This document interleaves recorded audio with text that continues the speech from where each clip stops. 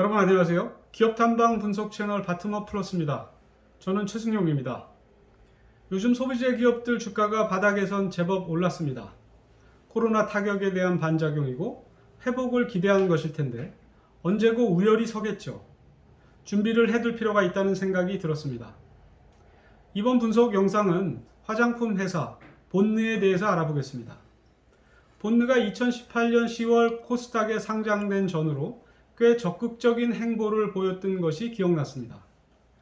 화장품 ODM 사업도 굵직한 업체를 파트너로 삼아서 해외 진출을 넓혔고 자체 브랜드 사업도 공격적으로 확대했습니다.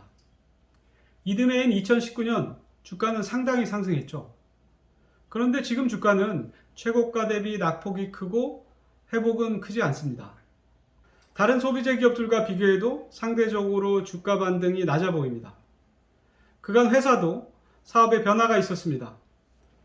그리고 화장품 업체가 PER 값 등 밸류에이션 멀티플을 높게 받기 때문에 영업이 회복된다면 투자 기회가 있을 수 있고 공부를 해둘 필요가 있다고 봤습니다.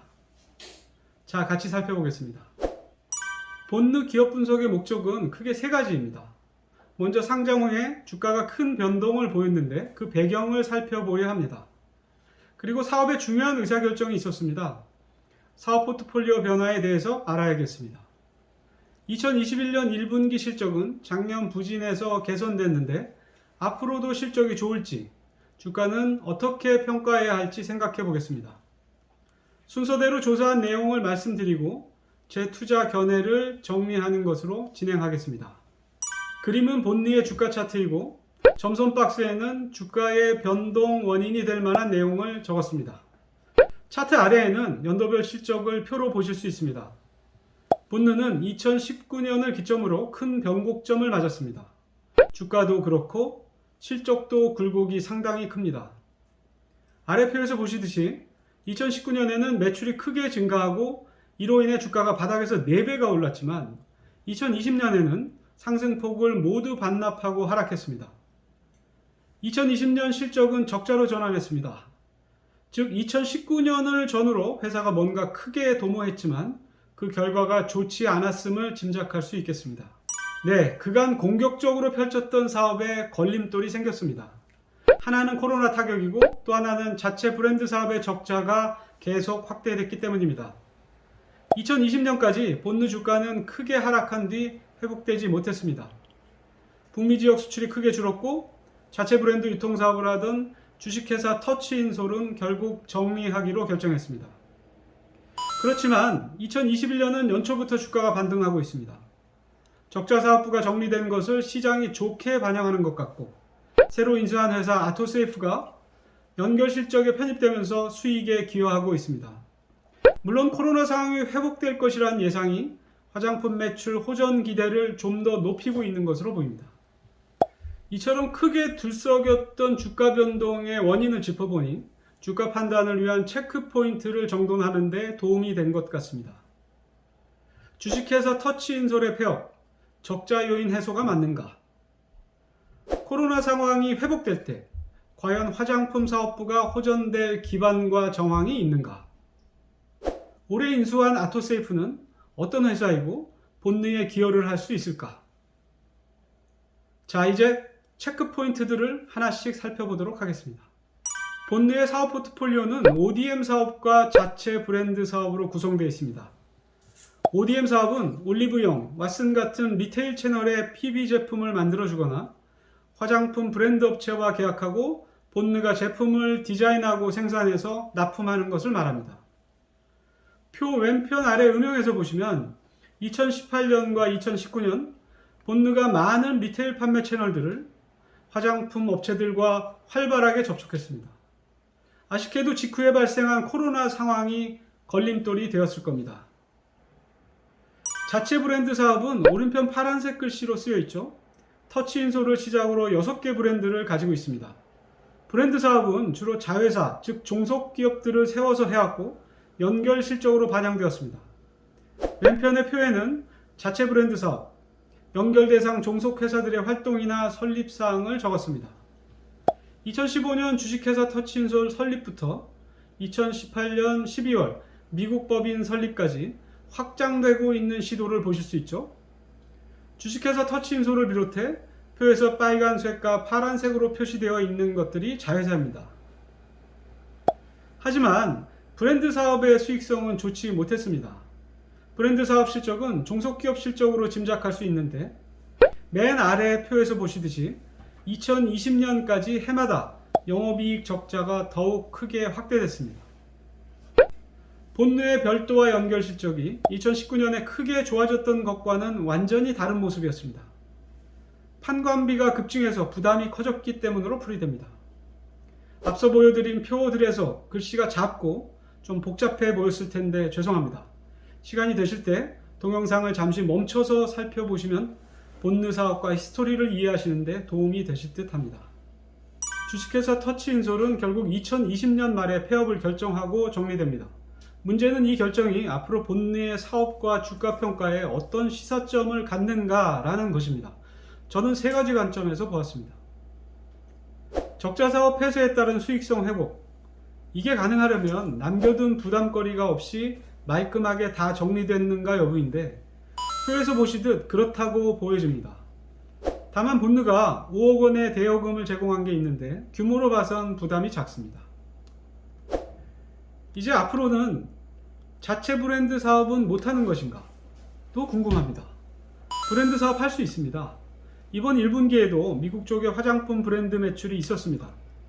터치인솔 등 본느의 브랜드 자체는 여전히 주식회사 본느의 상표권으로 남아있기 때문입니다. 즉 자체 브랜드 사업은 터치인솔이란 회사의 청산과는 다른 차원의 것입니다. 이제 브랜드 사업 전략에 대한 문제가 남습니다.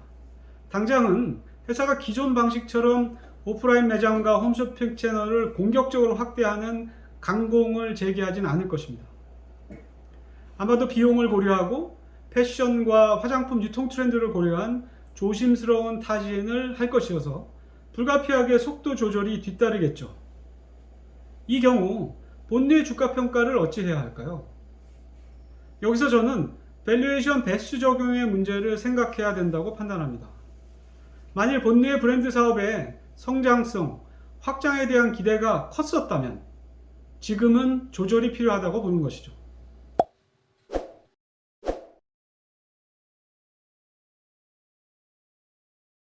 자, 이번엔 올해 인수한 회사 아토세이프에 대해서 알아볼 순서입니다. 필요한 내용을 하나씩 요약해 봤습니다. 1. 아토세이프 지분 68.89%를 248억 원에 인수했습니다. 2. 쉬슬러, 살림의 정석 등 브랜드를 가지고 세제류를 제조하고 판매하며 구강 제품에도 진출했습니다. 3. 홈쇼핑과 온라인몰 매출 위주로 성장 중이고, 4. 올해 1분기, 즉 인수 시점인 2월부터 본느 연결 실적에 반영됩니다. 가운데 표를 보시면 작년에 399억 원 매출에 11%의 영업이익률을 보였는데 올해 1분기 실적은 다소 못 미치는 듯 합니다. 하반기에는 온라인몰 판매 회복을 기대해 볼 수 있는 정황이라고 전해집니다. 여튼 아토세이프 인수의 효과는 분명히 있습니다. 적자 사업부를 대체해서 캐시카우 역할을 하는 사업 부문이 생겼고, 올해 흑자 전환에 기여할 뿐만 아니라 본느의 연결 매출액과 영업이익, 순이익은 사상 최고치를 경신할 가능성이 있기 때문입니다. 본느의 올해 1분기 실적을 볼까요? 가운데 표의 내용을 요약하겠습니다. 최근 적자는 기업들이 코로나에서 회복되어 꽤 좋아진 실적을 보여주고 있는데 본느도 비슷할까요? 본느의 1분기 연결 매출액은 78%가 증가했습니다. 물론 아토세이프 인수의 효과가 가장 큽니다. 기존 화장품 사업에선 주위 업체들에 비해서 다소 완만한 느낌이긴 합니다.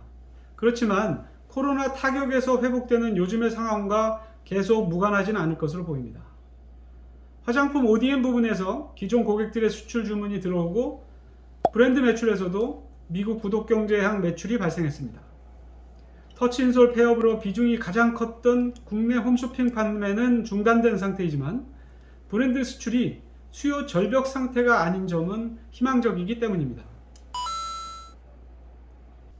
지금까지 세 가지 체크 포인트를 살펴봤습니다. 사업 포트폴리오 변화에서 첫째, 주식회사 터치인솔의 정리가 잠재된 부담거리 없이 잘 처리됐는가? 둘째는 새로 인수한 아토세이프에 대한 것이고요. 셋째, 화장품 부문의 회복 가능성에 대한 정황을 짚어봤습니다. 이런 내용들을 결국 본느의 실적 추정에 반영해 봤습니다. 화면 위쪽의 표는 본느의 연결 실적을 추정한 것입니다.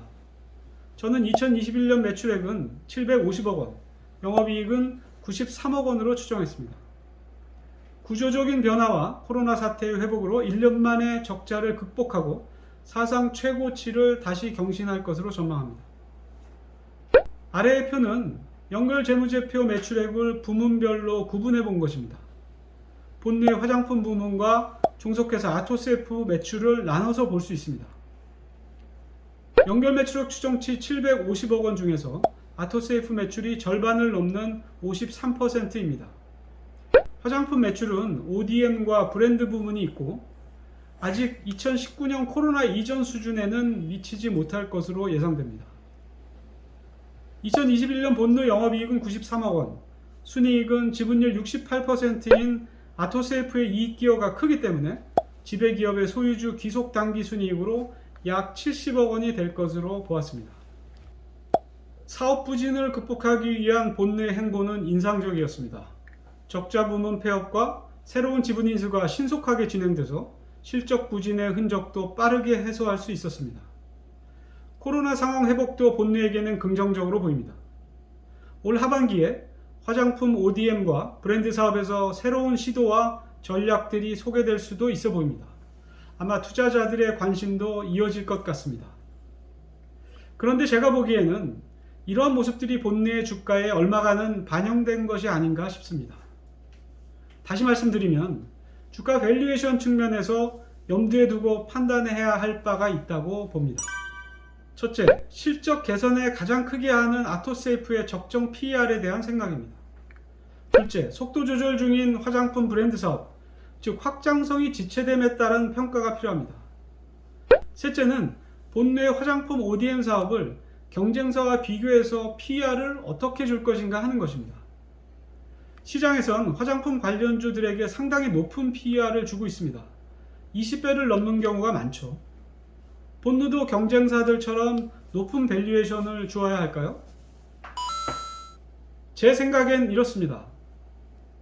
본느는 좀 달라서 화장품 회사들에 비해선 아직은 할인이 필요하다고 봅니다.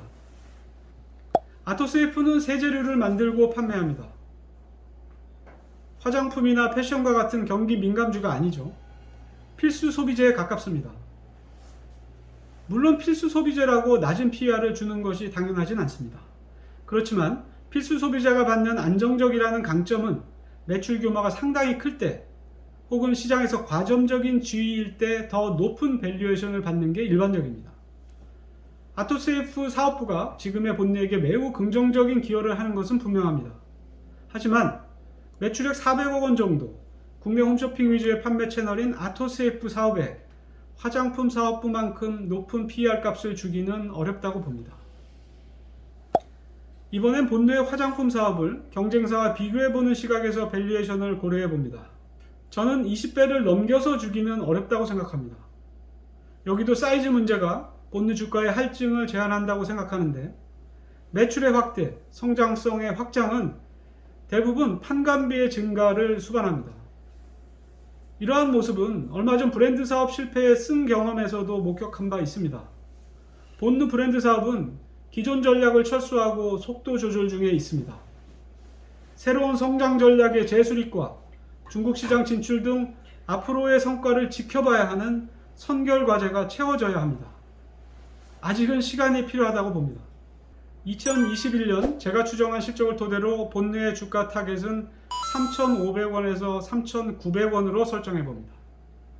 아토세이프 사업부에 대해 PER 15배, 화장품 사업부에 20배를 적용한 것입니다. 현재 주가와 비교하면 기대 수익률은 낮습니다. 본느의 실적은 올해 사상 최대치가 가능하지만 밸류에이션 평가가 문제입니다. PER 적용값을 올릴 수 있는 좀 더 좋은 변화들이 필요하다고 생각합니다. 한동안 체력을 축적한 다음 성공적인 성장 전략을 발휘하는 회사의 역량을 기대해 보겠습니다. 여러분들은 어떻게 생각하십니까? 여러분들의 지혜와 투자 지식을 토대로 훨씬 더 현명한 결론을 내리시길 바랍니다. 이번 동영상의 내용들이 여러분들에게 도움이 될 수 있었으면 좋겠습니다. 시청해 주셔서 감사합니다. 구독과 좋아요, 알림 설정 해주시면 더욱 감사하겠습니다. 다음 영상에서 찾아뵙도록 하겠습니다. 감사합니다.